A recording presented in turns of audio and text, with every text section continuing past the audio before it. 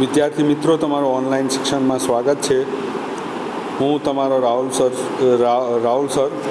હું તમને ચોથા પરિચ્છેદ સુધી આપણે આવ્યા હતા. તો ચોથા પરિચ્છેદ વાંચી અને પ્રશ્નોના ઉત્તર લખવાના છે. તો we are all young citizens of India. તો આપણે બધા ભારતના યુવાન નાગરિકો છીએ. We are the future of our country. આપણે આપણા દેશના ભવિષ્ય છીએ. We in India can vote from the age of 18. તો ભારત દેશમાં આપણે 18 વર્ષની વયે વોટ આપી શકીએ છીએ. We must learn to become good citizens. તો આપણે સારા નાગરિક બનવાનો પ્રયત્ન કરવો જોઈએ. The duty of young citizen is two love and care and respect there family members. તો યુવાન નાગરિકોની ફરજ છે કે તે પ્રેમ કરવો, કાળજી રાખવી, પોતાના પરિવારના ફ્રેન્ડ્સ એન્ડ ટીચર્સ. તો પોતાના પરિવારના સભ્યો, મિત્રો અને શિક્ષકોને પ્રેમ કરવો, તેમની કાળજી રાખવી અને તેમનું માન જાળવવું જોઈએ.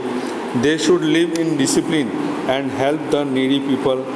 તો તેઓએ શિસ્તબદ્ધ જીવવું જોઈએ અને જરૂરિયાતમંદ માણસોને મદદ કરવી જોઈએ. We young people are the future citizen of India. તો આપણે જુવાન લોકો એ ભારતના ભવિષ્યના નાગરિકો છીએ. We must love and protect our country. તો આપણે આપણા દેશને પ્રેમ કરવો જોઈએ અને તેની રક્ષા કરવી જોઈએ. તો ક્વેશ્ચન 1 આવે છે પેરેગ્રાફ ઉપરથી, who are the future of the country.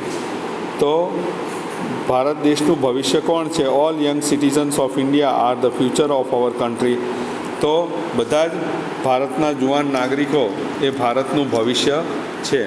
In India we can vote from the age of. તો ખાલી જગ્યામાં લખવાનું છે 18. ભારતમાં આપણે 18 વર્ષની વયે મતદાન કરી શકીએ છીએ.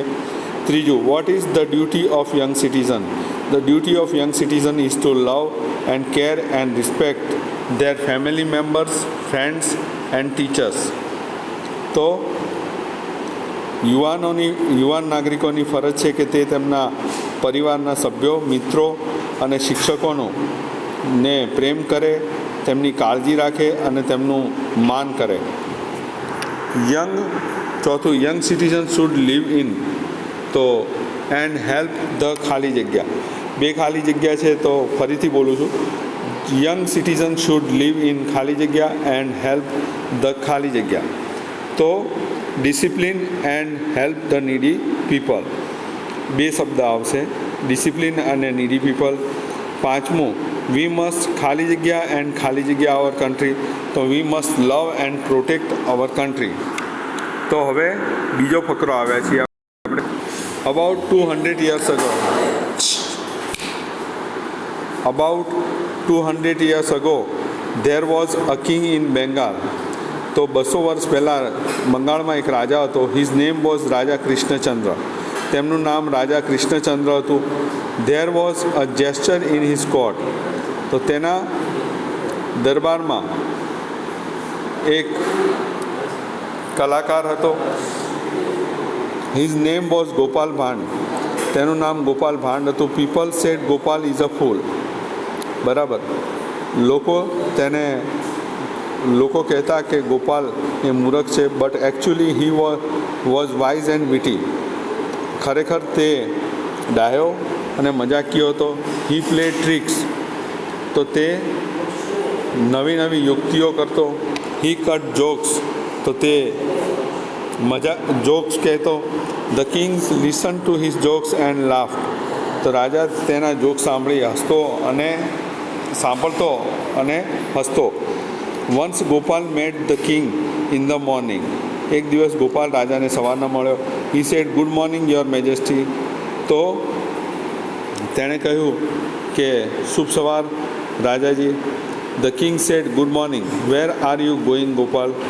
તો રાજાએ કહ્યું શુભ સવાર, તું ક્યાં જાય છે Gopal? To the temple my lord, replied Gopal. હું તો મંદિરે જાઉં છું મહારાજ, ગોપાલે જવાબ આપ્યો. The king went to his garden for a walk. રાજા તેમના બગીચામાં ચાલવા માટે ગયા. There was a stone on the ground. તો મેદાન ઉપર એક પથ્થર હતો. The king fell and hurt his toe. રાજા પડી ગયા અને તેમનો અંગૂઠો ઘવાયો. He was angry. રાજા ગુસ્સે થયા. He said, I saw Gopal's face early in the morning and I hurt my toe. મેં ગોપાલનો ચહેરો સવારના જોયો અને મારો અંગૂઠો ઘવાયો. Go and bring him to the court. જાઓ અને એને દરબારમાં ખેંચી લાવો. તો પહેલો પ્રશ્ન છે, હુ વોઝ કૃષ્ણચંદ્ર? તો કૃષ્ણચંદ્ર કોણ હતા? Krishnachandra is a king in Bengal. તો Krishnachandra was a king in Bengal. Krishnachandra એ બંગાળમાં એક રાજા હતા. What was the name of the jester? તો વિદૂષકનું નામ શું હતું? તો Gopal Bhand was the name of the jester. તો વિદૂષકનું નામ ગોપાલ ભાંડ હતું. Gopal was a fool. True or false? Gopal એ મૂર્ખ હતો. સાચું કે ખોટું? False. The king fell and hurt his ટો. ચોથી ખાલી જગ્યામાં પહેલામાં કિંગ આવશે અને પછી ટો આવશે. પાંચમું, which word in the passage means clever? તો ફકરામાં કયા શબ્દનો અર્થ ચતુર થાય છે? તો વિટી. વિટી એટલે ચતુર થાય. ત્રીજું, Mohan was a student in Rajkot. Mohan રાજકોટમાં એક વિદ્યાર્થી હતો. He did not always stand first in the class. તે વર્ગમાં હંમેશા પહેલો નંબર ન આવતો. But he was always honest. પણ તે હંમેશા પ્રામાણિક હતો. Once the school had its annual inspection. એક વખત શાળામાં વાર્ષિક તપાસ હતી. The inspector went round all the classes. Inspector બધા જ ક્લાસોમાં ગયા. He also went to the class 5. તે ધોરણ 5માં પણ ગયા. Mohan was a student in that class. Mohan તે વર્ગમાં વિદ્યાર્થી હતો. It was an English class. તો ત્યાં અંગ્રેજીનો પીરિયડ ચાલુ હતો. The inspector gave a spelling test. ઇન્સ્પેક્ટરે સ્પેલિંગ જોડણીઓનો એક ટેસ્ટ આપ્યો. He dictated 10 words. તો તેમને 10 શબ્દો બોલ્યા. One word was kettle. એક શબ્દ હતો kettle. Mohan did not know the spelling of this word. Mohan A kettle શબ્દનો અર્થ જાણતો નહોતો. He wrote a wrong spelling. તેણે ખોટી જોડણી લખી. The teacher saw the wrong spelling in Mohan slate. ટીચરે તેના મોહનની સ્લેટમાં ખોટો સ્પેલિંગ જોયો. He made a sign to Mohan. તેમણે ઈશારો કર્યો મોહનને. Copy the word from your neighbour. એટલે કે તારા બાજુમાં બેઠેલા છોકરામાંથી તું નકલ કર. Did Mohan understand the sign? Mohan તે ઈશારાને સમજો? Yes he did. હા તે સમજો. Did he copy the word? તો તેણે શું શબ્દની નકલ કરી? નો હી ડીડન્ટ. તો એના ઉપરથી ક્વેશ્ચન્સ છે. પહેલું છે, Mohan was always honest. True or false? તો મોહન હંમેશા પ્રામાણિક હતો. સાચું કે ખોટું? તો ટ્રુ. ધ ખાલી જગ્યા went round all the classes. તો ઇન્સ્પેક્ટર ખાલી જગ્યામાં આવશે. ત્રીજું છે, Mohan did not know the spelling of. તો કેટલ ખાલી જગ્યામાં આવશે. ચોથું, who ask Mohan to copy? મોહનને નકલ કરવાનું કોને કહ્યું? His teacher ask Mohan to copy. તેના શિક્ષકે મોહનને નકલ કરવાનું કહ્યું. Which word in the passage means yearly? તો કયા ફકરામાં કયા શબ્દનો અર્થ વાર્ષિક થાય છે? તો એન્યુઅલ. હવે લેટર રાઇટિંગમાં આપણે લેટર જોવાનો છે. Write to your friend inviting him her for your birthday party. તો તમારી વર્ષગાંઠમાં ની પાર્ટીમાં આમંત્રિત કરતો પત્ર તમારા મિત્રને લખો. તો અહીંયા લખ્યું, આપણે સરનામું લખવાનું. Sanjay Rawal, 12, Shivam apartment, RC road, Surat. તો આ સરનામું લખાઈ ગયા પછી લખવાનું ડિયર ફ્રેન્ડ. સંજય નહીં લખો તો બી ચાલશે. How are you? I am here to invite you on my birthday on 16th August. You and your parents must come to my home. તો તું અને તારા પરિવારે મારા ઘરે આવવાનું જ છે.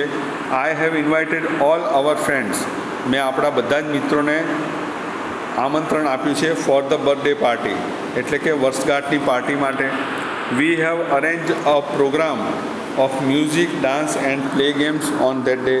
તો અમે એક કાર્યક્રમનું આયોજન કર્યું છે, સંગીતના કાર્યક્રમનું, નાચવાનું અને રમત રમવાનું તે દિવસે આયોજન કર્યું છે. We will dance and sing together. તો આપણે સાથે નાચીશું અને ગાઈશું. It will be a great fun. તો તેમાં ખૂબ જ મજા આવશે. We also play games after dinner. તો રાત્રિ ભોજન પછી આપણે રમત રમીશું. So don't forget to come. તેથી આવવાનું ભૂલતો નહીં. Convey my regards to your parents. તારા માતા પિતાને મારા પ્રણામ કહેજે. Yours lovingly, Raj Datta. તો તારો પ્રેમાળ મિત્ર રાજ દત્તા. બસ આટલે સુધી જ. આવતા વખતે આપણે બીજું નવું શીખીશું.